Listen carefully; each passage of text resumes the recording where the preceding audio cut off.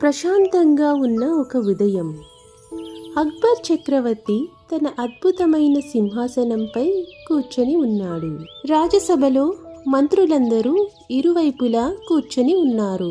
అక్బర్ ఏదో ఆలోచిస్తూ ఉన్నాడు.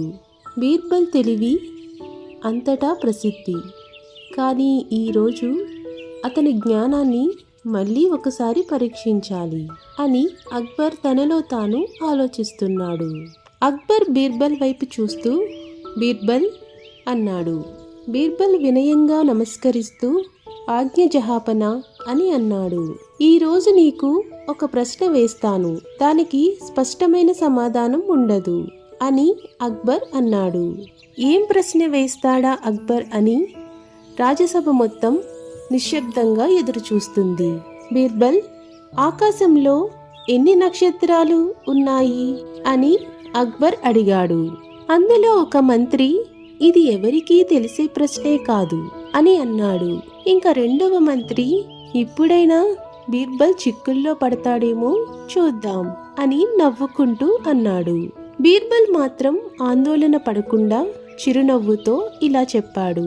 జహాపన, ఆకాశంలో ఉన్న నక్షత్రాల సంఖ్య మీ రాజగుర్రం తోకలో ఉన్న వెంట్రుకల సంఖ్యతో సమానం అని అన్నాడు. రాజసభలో మంత్రులందరూ ఒక్కసారిగా నవ్వారు. అప్పుడు అక్బర్ ఇలా అన్నాడు. అలా అయితే బీర్బల్, నీ మాటలను నువ్వు ఎలా నిరూపిస్తావు అని. బీర్బల్ ధైర్యంగా సమాధానం ఇలా చెప్పాడు. జహాపన, ఎవరికైనా సందేహం ఉంటే మీ గుర్రంలోని తోకలోని వెంట్రుకలు లెక్కించవచ్చు అని అన్నాడు. ఆ సంఖ్య సరిపోకపోతే నాదే తప్పు అని నేను ఒప్పుకుంటాను అని అన్నాడు. అక్బర్ ఒక్కసారిగా నవ్వి, శబాష్ బీర్బల్, నీ సమాధానం చాలా తెలివిగా ఉంది అని అన్నాడు. రాజసభ మొత్తం ఒక్కసారిగా చప్పట్లతో మారుమ్రోగింది. అక్బర్ రాజసభను ఉద్దేశించి ఇలా చెప్పాడు.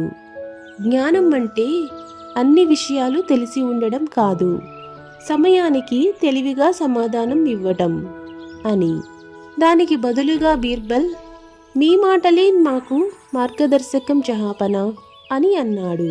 బీర్బల్ మరోసారి తన చాతుర్యంతో అందరినీ ఆకట్టుకున్నాడు.